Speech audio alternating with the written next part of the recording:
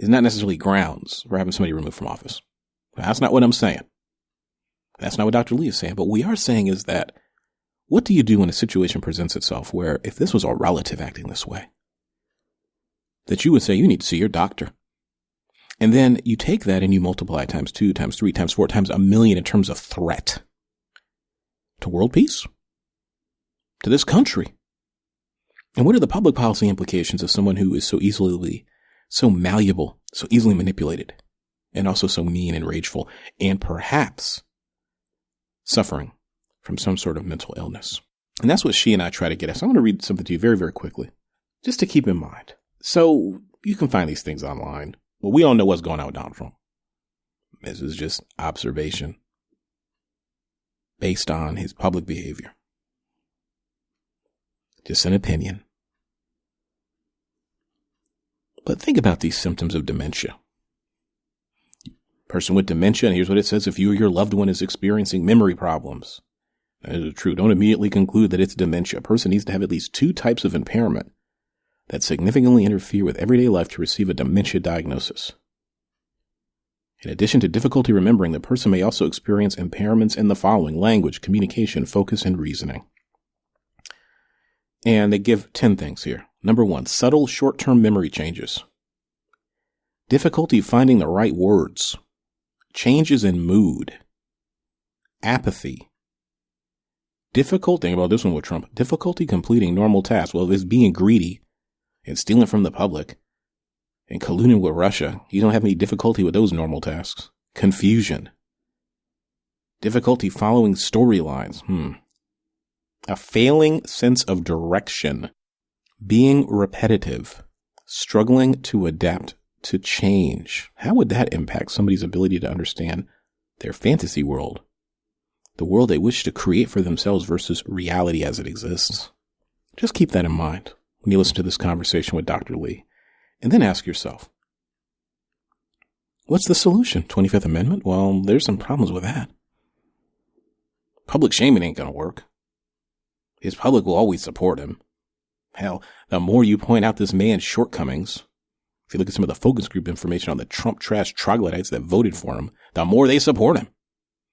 He's their avatar. They live vicariously through him. Criticism of him is criticism of them. But there must be some sort of constitutional solution. Something must be done. Dr. Bandy Lee, Yale University psychiatrist, expert on violence. She's doing amazing work in research and outreach in America's prisons.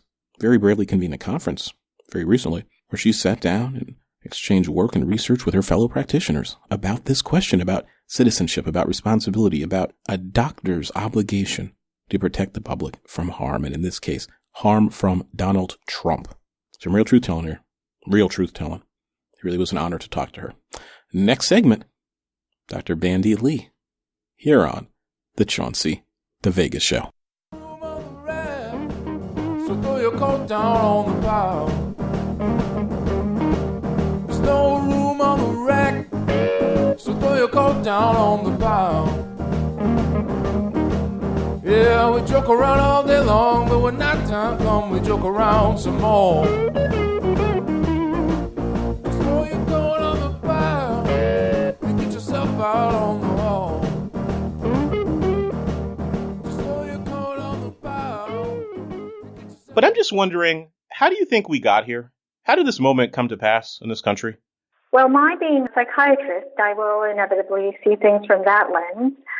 I also tend to think about the social context that gives rise to the current conditions. And so for me, the big shift in our society has been the increasing inequality. And with that, a certain segment of the population will end up suffering from an undue amount of poverty, relative poverty, actually, deprivation, a lack of education, a lack of health care, and mental health will contribute to a worsening of collective mental health.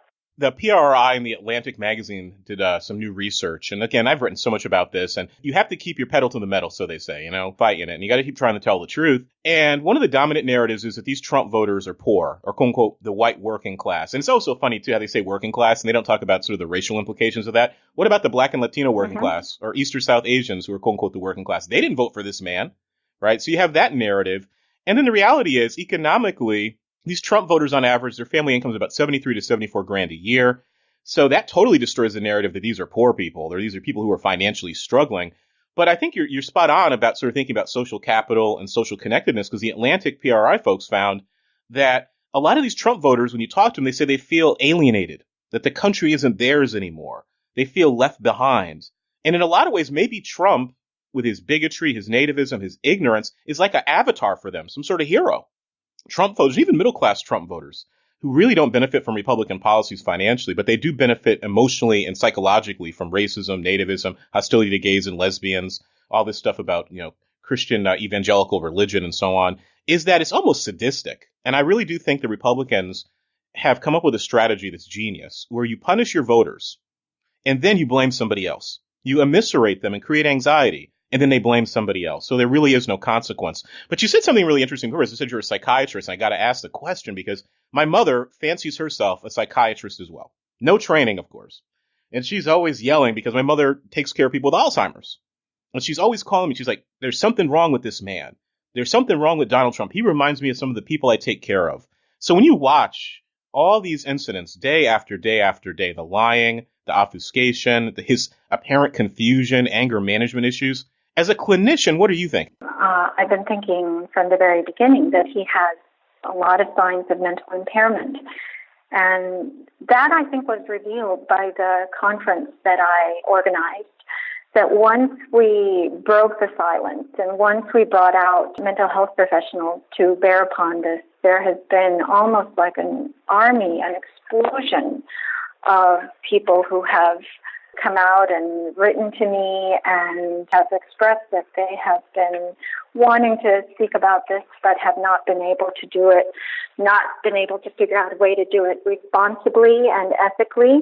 I did not expect to get such a massive response, that this situation has come to such a critical level, in fact, a state of emergency, that we could no longer hold back. And in fact, by our highest ethical principles, we do need to speak out.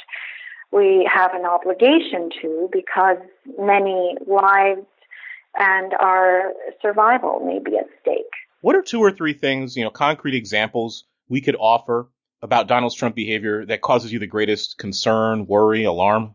He has a great need for adulation and anger. People have been expecting him to settle into his role and become normal or more presidential. But that's not what we ordinarily see among those with these traits. In fact, what we're seeing is a creation of his own reality, a reality that will meet his emotional needs, and the need to impose that reality on others. It's a kind of imperviousness to facts, to reality, that could place us at great risk. Because, some folks have described him as a malignant narcissist. And there was a story the other day, and again, we have to take these with a grain of salt because this White House is so expert in distraction and disinformation that apparently he's highly suggestible as well. And people will put stories in front of him, documents to sign, and he'll just sign them. Someone put a fake Time News magazine apparently in front of him, and he became fixated on it and believed that the information was correct. Stories about him watching Fox News and yelling at the television. And on one hand, he could just be cantankerous and just moody and angry and a spoiled child. I've described him as a man-child or a clown king. But how do we separate that from saying, okay, there's something going on clinically? It's not that he's just a jerk, but that there's something actually wrong. I mean, how do we go about making that determination? One does not make the other mutually exclusive. In fact, one can both be immature, a jerk, and dangerous and ill-intentioned. In other words, bad as well as mad. And it's really the combination that makes it so toxic and unpredictable.